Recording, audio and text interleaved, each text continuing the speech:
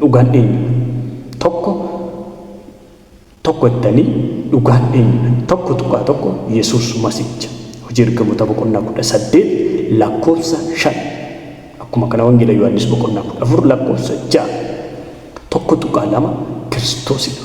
dhugaan Kiristoosidha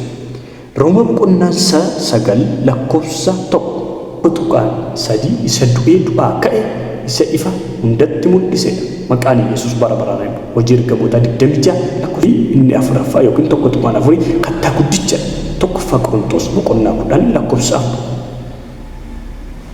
dhugaan eenyudha isa jedhuu fi isa mataa nuuf ta'edha Efesoon boqonnaa 4 lakkoofsa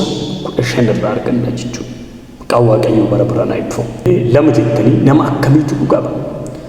lama tuqaa tokko nama fayyitu dhugaa ba'a Luqaas boqonnaa 8 lakkoofsa 47 irratti nama Yesuus Kiristoos isa fayyise